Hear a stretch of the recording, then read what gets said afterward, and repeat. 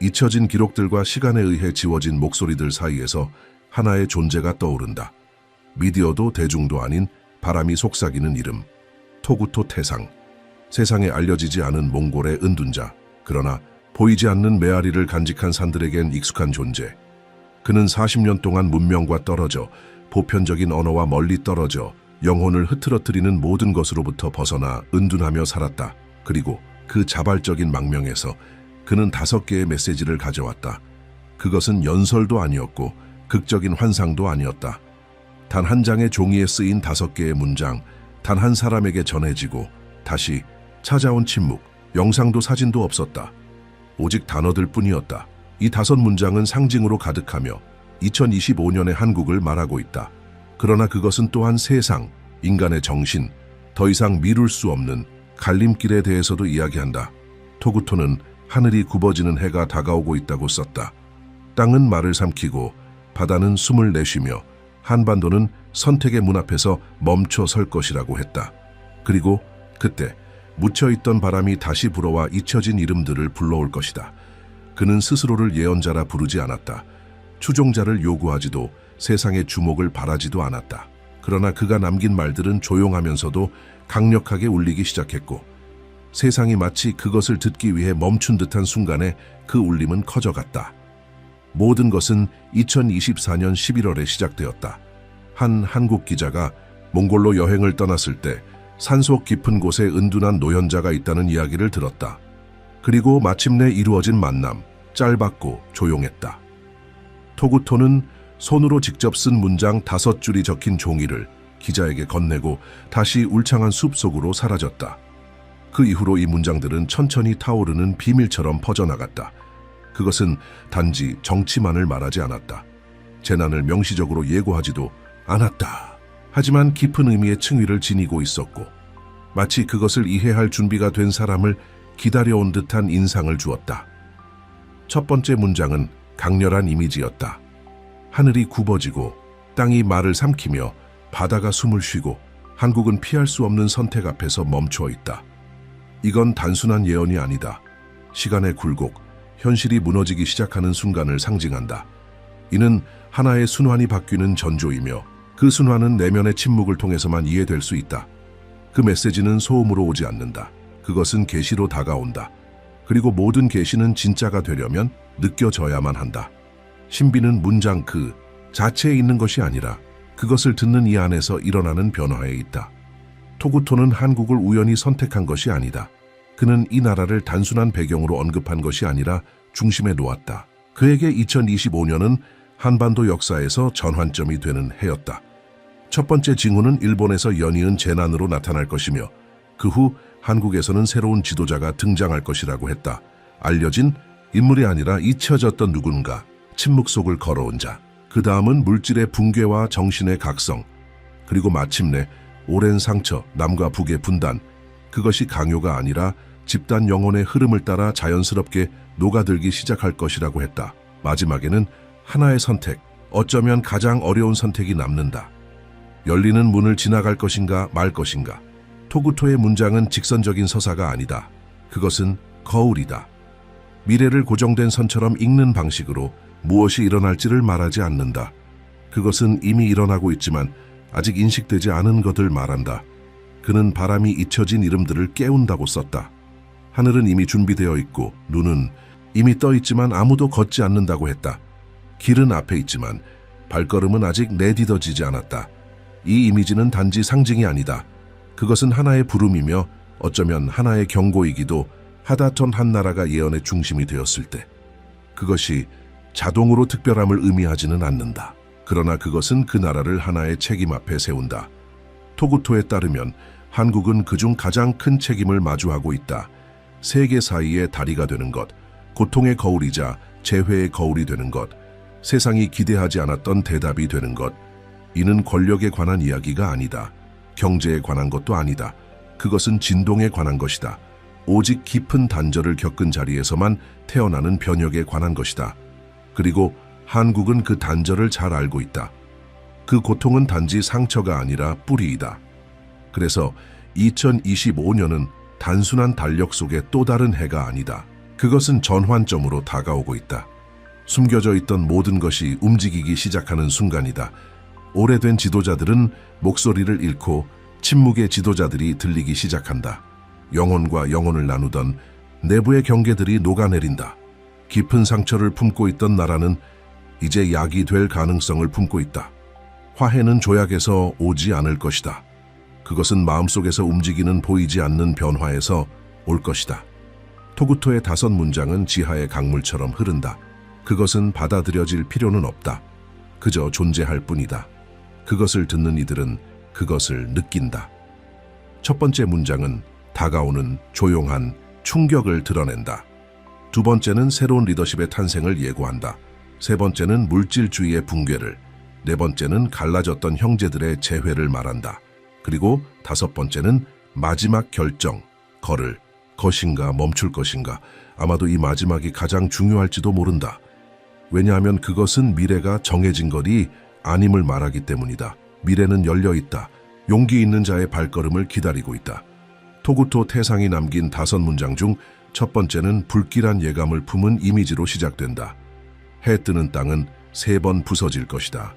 불은 물을 삼키고 땅은 일어나며 울 것이다. 그 메아리는 한반도의 숨결에 닿을 것이다. 이 문장에서 은둔자는 일본을 순환의 붕괴가 가장 먼저 닿는 영토로 지목했다. 해석은 학자, 신비주의자, 분석가들 사이에서 갈렸지만 하나의 결론은 같았다. 일본은 일련의 사건을 촉발시키는 반가쇠가 될 것이며 그 영향은 섬을 넘어서 퍼질 것이다. 지진, 쓰나미, 지하의 불길은 시작에 불과하다. 무대는 아니지만 한국은 그 떨림을 영혼 깊숙이 느끼게 될 것이다. 이어지는 문장은 상징적이고 시적이다. 사람들은 하늘을 올려다보겠지만 태양은 시선을 돌릴 것이며 바다는 침묵 속에서 인간의 목소리에 응답하길 거부할 것이다. 자연이 더 이상 대화하지 않는 듯하다. 익숙한 질서가 작동을 멈춘다. 첫 번째 예언은 단순히 자연재해를 경고하지 않는다. 그것은 논리, 신뢰, 예측 가능성의 정지가 도래함을 말한다. 그 중심에는 민중이 있다. 민중의 목소리, 민중의 감정. 땅은 그대로지만 무언가 무너지고 있다는 감각 속의 불안함. 토구토에 따르면 일본에서 비롯된 파도는 단순한 해일이 아니다. 그것은 전 세계를 가로지르는 불균형의 파동이며 그 첫 번째 영향은 한국에 닿는다. 5가지 결과가 직접적인 반응으로 묘사되었다. 첫째, 해상 및 항공로의 차단으로 인한 자원 공급의 도미노 효과. 둘째, 핵 위험, 민감한 시설의 손상 가능성으로 인한 지역 전체의 불안감 확산. 셋째, 외부 기준을 상실한 국민들의 내면으로의 회귀, 그리고 그 내부에서 마주치는 불안정. 넷째, 정보 폭풍, 루머, 허위 정보, 디지털 혼란이 진실과 공포 사이의 거리를 벌려놓는다. 다섯째, 조용한 정치 전환의 준비, 외부 붕괴가 내부의 새로운 것을 위한 터를 정리하는 듯한 흐름. 바로 이 지점에서 두 번째 예언이 이어진다. 같은 숲속에서 방향만 달라진 길처럼. 토구토는 이렇게 썼다. 이름 없이 걷던 자가 불릴 것이다. 그의 발걸음 속 침묵은 깊었다. 이제 바람이 그를 택한다. 이것은 단순한 리더십의 비유가 아니다. 그것은 영적인 인식이다. 나타날 새로운 이름은 권력의 강요가 아니라 이전 붕괴의 자연스러운 결과다. 그는 위에서 오지 않는다. 흐름 속에서 온다. 밀려오지 않고 받아들여진다. 외쳐지지 않고 느껴진다. 그 지도자는 토구토에 따르면 결코 그런 자리에 오를 것이라 상상되지 않았던 인물이다. 전통적인 정치인이 아니다. 화면 속에 반복되어 나타나는 얼굴도 아니다. 존재 자체가 사람들의 인식에서 벗어나 있었던 인물. 그러나 부름을 받았을 때 깊은 뿌리를 드러낼 자. 그는 하늘의 기억이 그를 안다는 말을 남겼다. 이는 그 지도자가 인간들의 기억 속에 있을 필요가 없으며 이미 주기를 지배하는 보이지 않는 힘들에 의해 인식되어 있다는 뜻이었다. 이 예언은 한국의 여러 분석가들 사이에 퍼져나갔다. 많은 이들이 그 속에서 낡은 이름들에 대한 피로, 반복되는 권력의 게임, 재활용된 언어들에 대한 거부감을 읽었다. 지친 민중은 점점 다른 것을 원하게 된다. 권력을 탐하지 않는 자, 바로 그 이유로 권력을 맡을 준비가 되어 있는 자. 그리고 이 집단적인 바람은 하나의 파도가 된다. 눈에 보이지 않지만 현실만큼 강력한 파도. 이 파도가 새로운 이름을 무대의 중심으로 밀어 올릴 것이다. 바로 이 시점에서 세 번째 예언이 들어선다. 보다 넓은 호흡처럼. 더 이상 한 나라나 한 지도자에 대한 이야기가 아니다. 인류 전체에 관한 것이다. 토구토는 이렇게 썼다. 모든 것이 넘쳐나겠지만 마음은 비어 있을 것이다. 금은 쌓이겠지만 웃음은 사라질 것이다. 말은 많아지겠지만 의미는 녹아내릴 것이다. 그러면 사람들은 세상에 손을 놓고 자신의 영혼을 붙잡으려 할 것이다. 이것은 단순한 묘사가 아니다. 하나의 진단이다. 그는 세상에 물질은 넘치지만 의미는 파산한 모습을 보았다. 과잉이 감옥이 되고 충만이 아닌 결핍이 깨어남의 출발점이 되는 시기. 이 예언은 물질 중심의 주기에서 영적 주기로의 전환을 말한다. 인류가 축적의 극한에 도달했을 때 스스로 만들어낸 내부의 공허를 직면하게 되는 순간, 이 구절에서 가장 수수께끼 같은 문장은 다음과 같다. 중심에서 고통이 태고적이던 땅이 일어날 것이다. 학자들은 의심하지 않는다. 그 땅은 한국이다. 침략, 전쟁, 분단의 상흔으로 각인된 나라. 그럼에도 불구하고 살아있는 나라. 그 고통이 죄가 되지 않고 지혜가 된 땅. 기억이 사라지지 않고 침묵으로 남은 민족.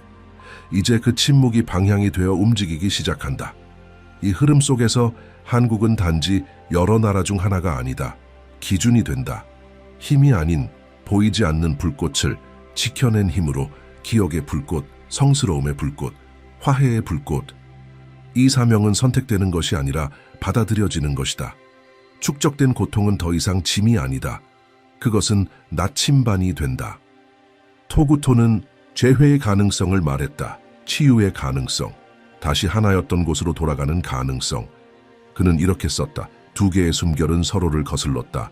그러나 피는 하나였고 땅의 냉기도 같았다. 그는 통일이라는 단어를 쓰지 않았다. 대신 되돌아감을 썼다. 검이 아니라 마음으로, 명령이 아니라 공명으로.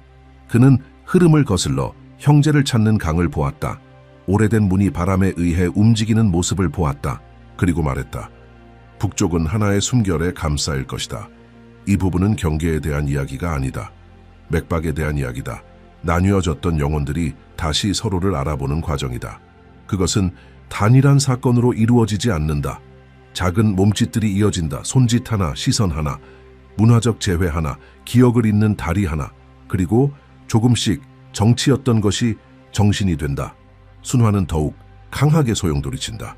지금까지는 돌을 깎아내는 조용한 강물 같았던 토구토 태상의 메시지들이 이제 하나의 합류점을 찾는다.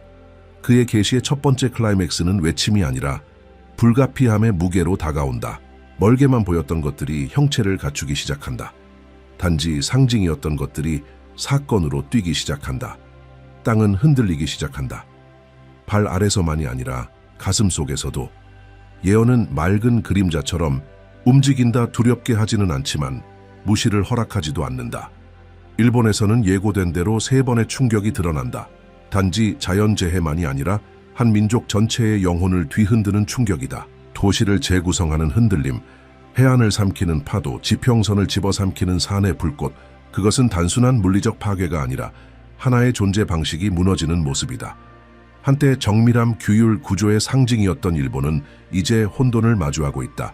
그리고 그 혼돈은 국경에 머물지 않는다. 토구토가 예견했듯 그것은 반대까지 튄다. 항로는 막히고 무역은 느려지며 시장은 요동친다. 그러나 그보다 더한 것은 두려움이 바다를 건넌다는 점이다.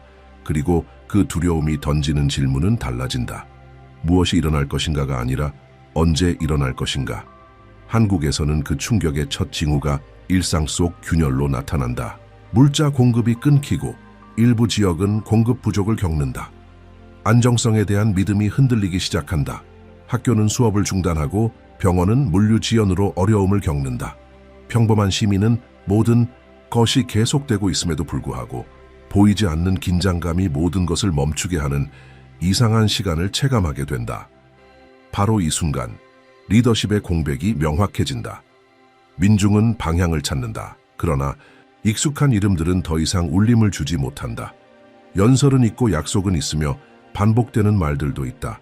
그러나 경청은 없다. 사람들은 더 이상 익숙한 목소리에서 진실을 느끼지 못한다. 그리고 이처럼 조용하게 두 번째 예언이 실현되기 시작한다. 한 인물이 등장한다. 극적인 방식이 아니다. 조명도 없다. 그러나 존재감이 있다. 대중 담론에 오르내리던 이름이 아니라 거의 들리지 않던 이름이 서서히 입에 오르기 시작한다. 그것은 뉴스가 아니라 지친 이들의 대화 속에서 떠오른다. 그 이름은 다른 이들이 갖지 못한 것을 지니고 있다. 눈빛 속 진실. 단단하지만 부드러운 태도, 그리고 사람을 기쁘게 하기 위해 만들어진 길이 아닌 봉사를 위해 살아온 궤적. 그는 리더를 훈련하는 곳이 아닌 영혼을 기르는 곳에서 왔다. 이 시점에서 세 번째 예언은 횃불처럼 밝게 빛난다. 물질의 풍요는 가치를 잃는다. 증시는 여전히 움직이고 숫자들은 오르내리지만 누구도 그것을 믿지 않는다. 의미의 공백이 생긴다. 사람들은 어제를 오늘과 비교하지만 그 사이의 연결을 느끼지 못한다. 이 시대의 소속감을 잃는다. 기쁨은 손가락 사이로 빠져나가고 감정적 허기는 커진다. 그리고 이 맥락 속에서 한국은 예상치 못한 방식으로 중심을 향해 나아가기 시작한다. 한국 민중은 고통 속에서 단련되어 왔다. 그들은 분노로 반응하지 않는다. 내면으로의 귀환으로 반응한다. 소라는 줄지만 의도는 짙어진다. 작고 조용한 모임들이 생겨나기 시작한다. 그 안에서는 가치, 뿌리, 영혼에 대한 이야기가 오간다. 공동체는 더욱 단단해지고 청년들은 노인을 찾아간다. 주변부로 밀렸던 영성은 다시 중심으로 돌아온다. 전통 종교 안에서가 아닌 영혼의 존엄을 중시하는 삶의 방식 안에서 이 파도는 정치의 레이더에는 포착되지 않지만 새로운 풍경을 형성하기 시작한다. 지금까지 가려져 있던 모든 것이 드러나기 시작한다.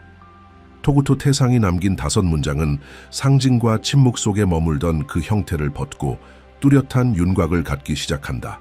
씨앗이 싹트고 진동은 형상이 된다. 바로 이 지점에서 시간은 단순한 순서가 아닌 충격이 된다. 한국은 더 이상 세계의 반향에 반응하는 위치에 있지 않다. 그 자체가 북소리가 된다. 울림이 되고 각성이 되며 부름이 된다. 그리고 새로운 리더, 침묵 속을 걸어온 그 사람, 이제 민중 앞에 선다. 구원자가 아니라 거울로. 그는 스스로를 해답이라 주장하지 않는다. 그는 질문을 듣는다. 바로 그 단순하고도 보이지 않는 제스처 속에서 그의 존재는 뿌리를 내린다. 그는 기적을 약속하지 않는다. 기억을 건넨다. 권위로 이끄는 것이 아니라 모범으로 이끈다. 그가 다투지 않는 바로 그 자리에서 힘이 솟는다. 그래서 민중은 그를 따르는 것이 아니라 그와 함께 걷기 시작한다. 바로 이 순간 남쪽의 거리들과 북쪽의 들판이 한결 가벼운 숨결로 살아난다. 분단의 상처는 여전히 남아있지만 이제는 다른 빛으로 바라보인다. 증오와 분열 속에서 성장해온 한 세대가 이제는 정치 너머의 무언가, 바로 공감으로 다른 편을 바라보기 시작한다. 작은 도시들에서는 자발적으로 문화교류 프로젝트가 생겨난다. 노인들은 국경이 없던 시절의 어린 시절을 들려주고 아이들은 분단 이전 조부모가 불렀던 노래를 배우기 시작한다. 통일은 여전히 실질적인 차원에서는 상상하기 어렵지만 감정의 차원에서는 이미 시작되었다. 동시에 물질적 붕괴는 더 깊어지고 있다. 세계는 새로운 불안정의 국면에 접어든다. 각국은 부족 사태에 직면하고 사회적 긴장은 악화되며 글로벌 시스템은 그 균열을 드러낸다. 하지만 많은 이들이 외부의 해답을 찾으려 동분서주하는 와중에 한국은 점점 내부를 향해 돌아선다. 그리고 그 움직임 속에서 잊혀졌던 무언가를 다시 만난다. 바로 그들의 고대의 힘, 정복의 힘이 아니라 지속의 힘. 결코 파괴되지 않았고 단지 침묵 속에 숨어있던 집단 영혼의 힘. 바로 이 지점에서 세 번째 예언은 그 정점을 맞는다. 전 세계가 경제, 기술, 환경의 위기 속에서 회전하고 있을 때 한국은 반대의 방향을 제안하기 시작한다. 의식적인 느림, 땅과의 재연결, 의식과 오래된 지혜들과의 재회. 외면받았던 노현자들이 다시 들리기 시작한다. 북소리가 다시 사찰에서 울린다. 단지 풍경이었던 산들이 의미의 거처가 된다. 망각 속에 있던 영성은 이제 언어가 된다. 종교로서가 아니라 내면의 진실로서. 바로 그때 네 번째 예언이 실현된다. 연설이 아니라 행동으로. 북과 남은 천천히 그러나 분명하게 이미 하나인 것처럼 행동하기 시작한다. 누군가 명령해서가 아니라 민중이 결정했기 때문에. 편지가 국경을 넘고 마음은 발보다 먼저 그 경계를 넘는다. 조용하지만 깊은 재회의 이야기들이 전국을 울린다. 남쪽의 전직 군인이 북에서 잃어버린 형제를 다시 만난다. 양쪽의 음악가가 하나의 겨울을 주제로 한 곡을 함께 만든다. 전쟁에서 아들을 잃었던 어머니가 이제는 국경을 모르는 손자들을 축복한다. 이 움직임은 뉴스로 전해지지 않는다. 그것은 부활로 체험된다. 화해는 마을과 학교 사찰을 누비는 숨결이 된다. 새로운 시대의 시작을 알리는 것은 어떤 서명이 아니다. 그것은 두 개의 시선이 서로를 거울처럼 인식할 때 무너지는 침묵이다. 토구토는 이렇게 썼다. 땅의 얼음은 같다. 피도 같다. 숨결도 같을 것이다. 이제 이 문장은 더 이상 단순한 경고가 아니다. 그것은 깨어난 이들 사이에서 맥박치는 현실이다. 이 깊은 계시의 순간은 결국 세상의 논리를 뒤집는 것이다. 강대국들이 통제를 유지하려 애쓰는 동안 한국은 내어주는 것으로 나아간다. 체제가 점점 경직되어 갈수록 한국 민중은 더욱 부드러워진다. 세계의 지도자들이 소리치는 동안 새로운 한국의 지도자는 침묵한다. 그리고 그 침묵 속에는 경청이 있다. 연결이 있다. 힘이 있다. 그것은 수십 년 동안 볼 수 없었던 완전히 새로운 형태의 권력이다. 강요하지 않는 힘, 지배하지 않는 힘, 탐욕이 없어 썩지 않는 힘. 바로 이 순간 토구토가 남긴 마지막 문장이 드물게 강한 진동으로 울려 퍼진다. 길은 문 앞까지 도달했다. 눈은 떠졌다. 하늘은 주저하지 않는다. 그러나 아무도 걷지 않으면 그 길은 닫힐 것이다. 이제 이것은 더 이상 예측의 문제가 아니다. 그것은 선택이다. 그리고 그 선택은 살아있다. 바로 지금 이 순간 안에 있다. 민중은 그것을 안다. 그리고 여러 세대 만에 처음으로 자신들의 손 안에 세상이 살 수 없는 것, 낡은 권력이 약속할 수 없는 것, 책이 가르칠 수 없는 것을 쥐고 있음을 느낀다. 바로 운명이다.